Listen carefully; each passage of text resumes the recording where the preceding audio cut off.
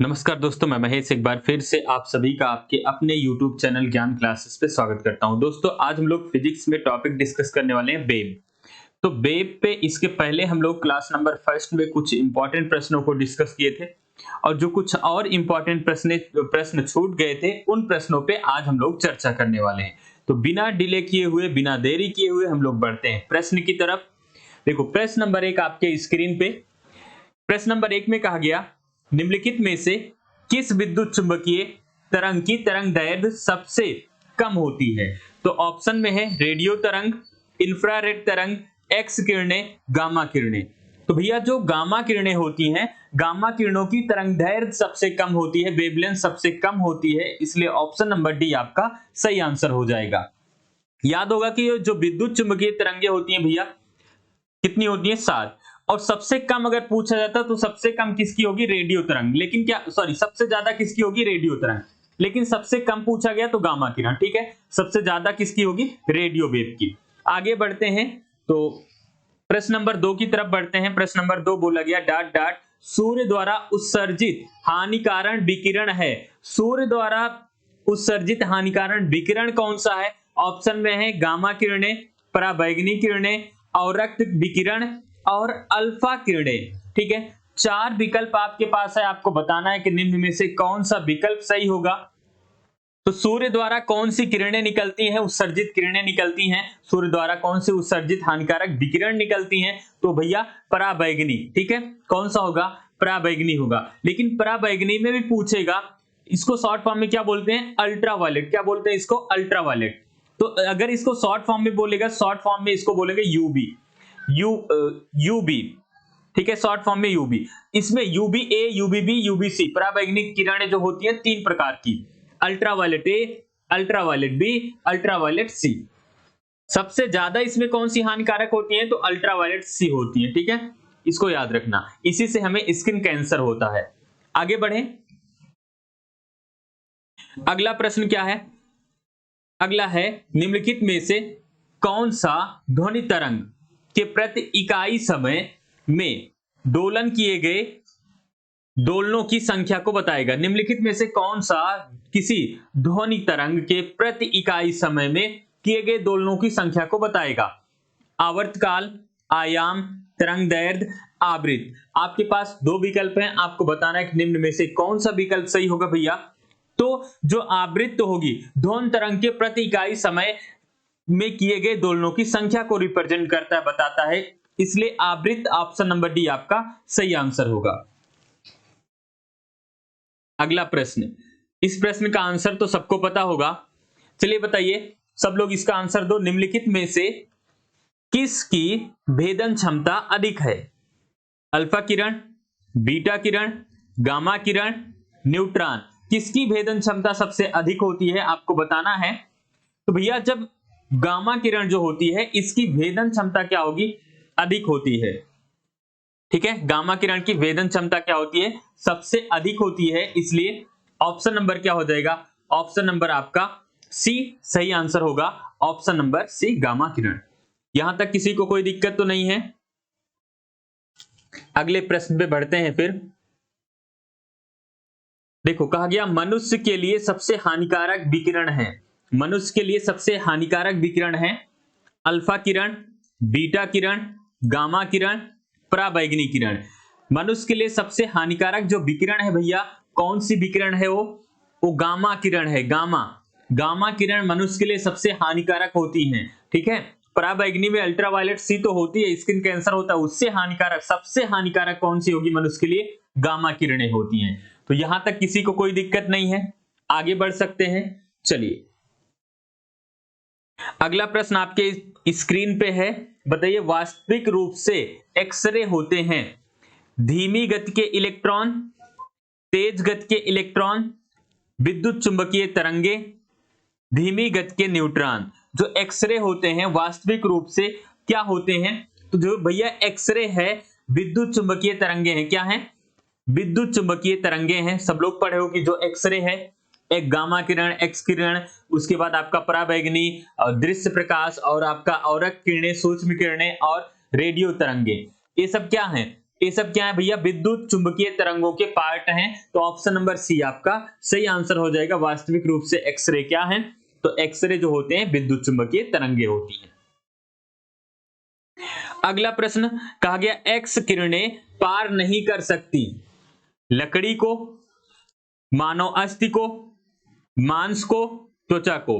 तो भैया जो एक्स किरणें होती हैं वो मानव के अस्थि को पार नहीं कर पाती, इसलिए जब किसी का हाथ वगैरह फ्रैक्चर होता है, जैसे किसी का हाथ है, अब यहां से क्या हो गया, जो भी होगा, हाथ वाथ मुझे बनाना नहीं आता, आप समझिएगा, यहां से फ्रैक्चर हो गया।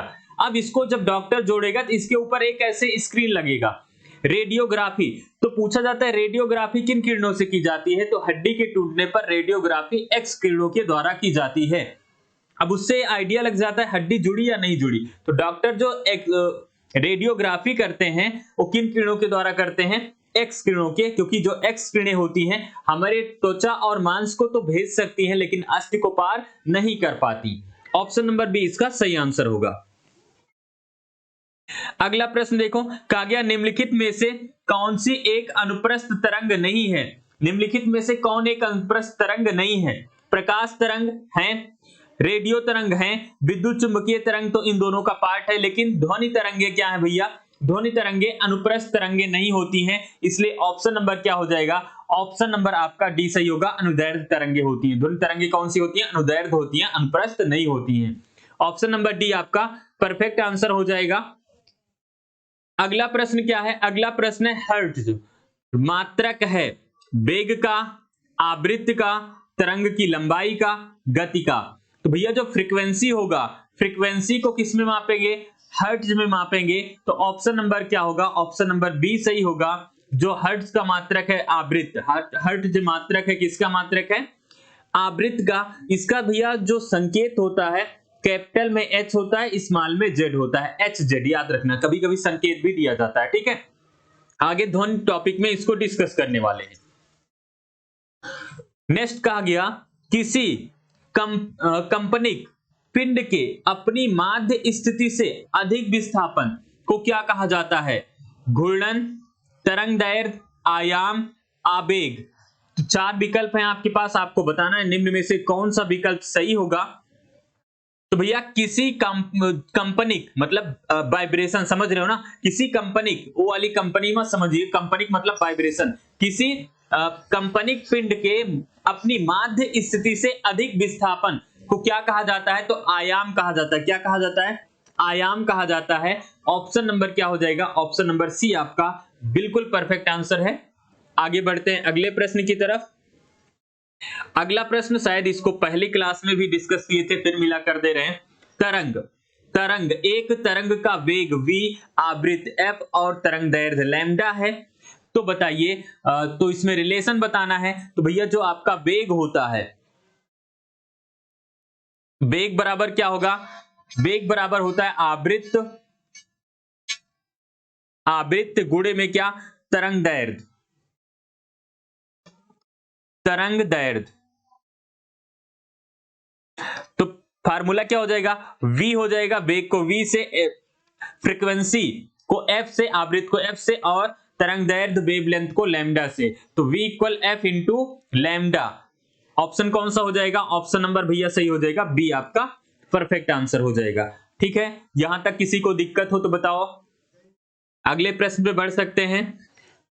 अगला प्रश्न क्या है, अगला प्रश्न है तरंग लंबाई आमतौर पर ग्रीक लेटर डॉट डॉट में दर्शाया जाता है। जो भैया तरंग की लंबाई होती है वो ग्रीक लेटर में दर्शाया जाता है, किसमें, गामा में बिल्कुल नहीं, लैम्डा में बिल्कुल, बीटा भी है, अल्फा भी है। तो भैया जो तरंग लंबाई है आमतौर पर ग्रीक लेटर लैम्डा से प्रदर्शित करते हैं, दर्शाते हैं, इसलिए ऑप्शन नंबर बी आपका सही आंसर होगा। अगले प्रश्न पे बढ़ते हैं। अगला प्रश्न है घूर्णनी, घूर्णन मतलब जानते हो ना, घूर्णनी मशीनों में गतिकीय दृष्टि से असंतुलित द्रव्यमान उत्पन्न करते हैं। शोर, घर्षण, बियर यानी कि जीर्ण, वो वाला बियर मत समझिएगा, और कंपन। चार विकल्प आपके पास हैं, आपको बताना है कि निम्न में से कौन सा विकल्प सही होगा, निम्न में से कौन सा विकल्प सही होगा। तो भैया जो घूर्णन होता है, घूर्णनी मशीनों में गतिकीय दृष्टि से असंतुलित द्रव्यमान क्या उत्पन्न करते हैं? कंपन, वाइब्रेशन उत्पन्न करते हैं। इसलिए ऑप्शन नंबर डी आपका बिल्कुल परफेक्ट आंसर होगा। अगले प्रश्न पे बढ़े। अगला प्रश्न क्या है? कहा गया विद्युत चुंबकीय तरंगों में से कौन सा तरंगदैर्घ्य सबसे लंबा होगा? कहा गया 3.66 into 10³ metre, 3.66 into 10² metre, 1.74 into 10⁶ metre, 2.4 into 10⁻² metre. चार विकल्प आपके पास हैं, आपको बताना है निम्न में से कौन सा विकल्प सही होगा। तो भैया जो विद्युत चुंबकीय तरंगों में से कौन सा तरंगदैर्घ्य सबसे लंबा होता है? तो 3.6 इंटू 10⁻² मीटर सबसे लंबा होता है। इसलिए ऑप्शन नंबर क्या हो जाएगा? ऑप्शन नंबर आपका बी बिल्कुल परफेक्ट आंसर हुआ। ठीक है, अगले प्रश्न की तरफ बढ़ते हैं। अगला प्रश्न आपके स्क्रीन पे है। कहा गया सबसे कम तरंगदैर्घ्य लंबाई वाली किरणें हैं। सबसे कम तरंग लंबाई वाली किरणें हैं एक्स किरणें, अल्फा किरण, बीटा किरण, गामा किरणें। सबसे कम तरंग लंबाई वाली किरणें कौन सी हैं आपसे पूछा गया। विकल्प में आपके हैं एक्स किरण, अल्फा किरण, बीटा किरण और गामा किरण। तो सबसे कम तरंग लंबाई वाली किरणें कौन सी हैं? गामा किरणें। तो ऑप्शन कौन सा सही हो जाएगा? गामा किरणें। ऑप्शन कौन सा सही हो जाएगा? ऑप्शन नंबर डी आपका सही आंसर हो जाएगा। अगला प्रश्न कहा गया जब कोई तरंग एक स्थान से दूसरे स्थान तक भेजी जाती है, जब कोई तरंग वेव एक स्थान से दूसरे स्थान तक भेजी जाती है तो वह परिवहन करती है किसका? पदार्थ का, ऊर्जा का, द्रव्यमान का, कुछ नहीं। तो भैया जब कोई वेव एक स्थान से दूसरे स्थान पर, जैसे हमने ध्वनि को ही भेजा, मैं बोल रहा हूं तो ध्वनि मैं भेज रहा हूं, तो एक स्थान से जब दूसरे स्थान पर परिवहन मतलब भेजी जा रही है तो उसके साथ क्या होगा? उसके साथ ऊर्जा क्या होगा? ऊर्जा। जब कोई तरंग एक स्थान से दूसरे स्थान तक जाती है तो वह परिवहन करती, किसका परिवहन करेगी? ऊर्जा का। तो ऑप्शन नंबर क्या हो जाएगा? बी। याद रखोगे ना? अब कोई भी वेव हुआ, कोई भी तरंग हुई, वहां पे जब एक स्थान से दूसरे स्थान पर जाएगी तो वह किसका परिवहन करेगी? एनर्जी यानी कि ऊर्जा का। अगला कहा गया एक ओर बंद तथा दूसरी ओर से खुली एक पाइप देगी सभी हार्मोनिक्स, सभी सम हार्मोनिक्स, सभी विषम हार्मोनिक्स, कोई हार्मोनिक्स नहीं। चार विकल्प आपके पास हैं, आपको बताना है कि निम्न में से कौन सा विकल्प सही होगा। तो भैया एक ओर से बंद तथा दूसरी ओर से खुली एक पाइप देगी सभी विषम हार्मोनिक्स देगी। कौन सा? सभी विषम हार्मोनिक्स देगी। इसलिए ऑप्शन नंबर सी आपका सही आंसर होगा। आगे बढ़ सकते हैं। अगला प्रश्न देखो, अगले प्रश्न में कहा गया आवृत्त डॉट डॉट में प्रकट की जाती है और दर्शाता है कि घटना प्रति सेकंड दोहराई गई। ओम, डेसिबल, एम्पियर, हर्ट्ज। आपके पास चार विकल्प हैं। तो आवृत्त किसमें प्रकट की जाती है भैया? हर्ट्ज में। अच्छा, शॉर्ट फॉर्म में क्या बोलते हैं? अभी मैंने डिस्कस किया, H Z, capital H small Z में प्रकट की जाती है और दर्शाता है कि घटना प्रति सेकंड दोहराई जाती है। तो ऑप्शन नंबर डी आपका सही आंसर होगा। अगले प्रश्न पे बढ़ते हैं। कहा गया निम्नलिखित में से किसकी भेदन क्षमता अधिक होती है? निम्नलिखित में से किसकी भेदन क्षमता अधिक होगी? अल्फा किरण, बीटा किरण, गामा किरणें, न्यूट्रॉन। चार विकल्प हैं आपके पास, आपको बताना है कि निम्नलिखित में से किसकी भेदन क्षमता सबसे अधिक होती है। तो भैया जो गामा किरण होती हैं उसकी भेदन क्षमता क्या होती है? सबसे अधिक होती है। गामा किरणों की भेदन क्षमता सबसे अधिक होती है और रेडियो किरणों की गामा क्षमता सबसे कम होती है। ठीक है, नेक्स्ट कहा गया अणु की संरचना को पता करने के लिए, अणु की संरचना को पता करने के लिए, अणु की संरचना को पता करने के लिए क्या हो रहा है? अणु की संरचना को पता करने के लिए किन किरणों का उपयोग किया जाता है? गामा किरण, एक्स किरण, अवरक्त किरण, सूक्ष्म किरण। तो भैया जो अणु की संरचना होती है इनको पता करने के लिए एक्स किरणों का उपयोग किया जाता है, टू स्टडी मॉलिक्यूल्स स्ट्रक्चर। ठीक है, टू स्टडी मॉलिक्यूल्स स्ट्रक्चर, अणुओं की संरचना को पता करने के लिए गामा किरणों का उपयोग किया जाता है। अच्छा, क्रिस्टल डिफेक्ट के लिए भी इन्हीं का उपयोग किया जाता है, याद रखना। ठीक है, अगला कहा गया सौर ऊर्जा, अगला कहा गया सौर ऊर्जा किन किरणों से बनाई जाती है? गामा किरण, एक्स किरण, दृश्य प्रकाश, पराबैंगनी। तो भैया जो सौर ऊर्जा होती है जिसको हम सोलर सेल बोलते हैं, किससे बनाई जाती है? ये पराबैंगनी से बनाई जाती है, दृश्य प्रकाश से नहीं बनाई जाती। दृश्य प्रकाश से जैसे रात के समय अभी आप देख रहे होंगे आपके यहाँ CFL या LED जल रहा होगा, उसमें कौन सा प्रकाश निकल रहा है? विजिबल लाइट, दृश्य प्रकाश निकल रहा है। इससे सौर ऊर्जा नहीं बना सकते, ना ही ये प्रकाश संश्लेषण में काम आएगा। तो प्रकाश संश्लेषण और सौर ऊर्जा में किन किरणों का उपयोग करते हैं? पराबैंगनी किरणों का। अच्छा, विटामिन डी आपको किससे मिलेगा? तो विटामिन डी याद रखना, विटामिन डी भी आपको पराबैंगनी किरण से ही मिलने वाली है। टैनिंग यानी कि त्वचा का कालापन जो होता है किन किरणों से होता है? विजिबल लाइट, दृश्य प्रकाश से नहीं होता, और अल्ट्रावायलेट वेव से होती है, पराबैंगनी किरण से ही होती है। टैनिंग यानी त्वचा का काला पड़ना, प्रकाश संश्लेषण, सौर ऊर्जा का या विटामिन डी हमें पराबैंगनी किरण से ही मिलती है। ठीक है, अगले प्रश्न में बढ़ते हैं। कहा गया लेजर लाइट किन किरणों से बनाई जाती है? गामा किरण, एक्स किरण, दृश्य प्रकाश, पराबैंगनी किरण। तो भैया जो लेजर लाइट होती है दृश्य प्रकाश से बनाई जाती है। और सबसे पहले आपकी लेजर लाइट किसने बनाया था? तो मेमन सबसे पहले किस वैज्ञानिक ने बनाया था? मेमन नामक वैज्ञानिक ने बनाया था। मेमन नामक वैज्ञानिक ने सबसे पहले लेजर लाइट को बनाया था। ठीक है, और आप बताइए कि जो फोटोकॉपी मशीन पे लाइट निकलती है वो कौन सी लाइट होती है? Laser light. और किससे बनती है? तो दृश्य प्रकाश से, ये भी याद रखना। ठीक है भैया, कोई दिक्कत नहीं यहां तक। चलिए फिर आगे बढ़ते हैं। बोला गया त्वचा कैंसर किन किरणों से होता है? पराबैंगनी किरण, गामा किरण, एक्स किरण और रक्त किरण। तो त्वचा कैंसर भैया पराबैंगनी किरण से होगा, लेकिन पराबैंगनी में भी कौन सा? तो अल्ट्रावायलेट सी, UVC से, इससे त्वचा कैंसर होता है। ठीक है, अगला, अभी तक कैंसर हो रहा था, अब कैंसर का इलाज हो रहा है ना। तो आगे कैंसर के इलाज में किन किरणों का उपयोग किया जाता है? पराबैंगनी किरण, ये तो कैंसर देगा, गामा किरण, एक्स किरण और रक्त किरण। तो भैया गामा किरण से हम क्या करते हैं? कैंसर का इलाज करते हैं। लेकिन गामा किरण से कैसे? रेडियोथेरेपी के द्वारा। बोलते नहीं सब कि जा रहे हैं किसी को कैंसर हुआ है बोलते हैं जा रहे हैं सिकाई करवाने। तो सिकाई किससे होती है? यानी कि गामा किरणों से। रेडियोथेरेपी के माध्यम से हम गामा किरणों से क्या करते हैं? गामा किरणों से हम कैंसर का इलाज करते हैं। तो कैंसर के इलाज में गामा किरणों का उपयोग किया जाता है। बात आ गई समझ में? पीटी स्कैन में भी इन्हीं का उपयोग किया जाएगा और फूड प्रिजर्वेशन में भी इन्हीं का उपयोग किया जाएगा।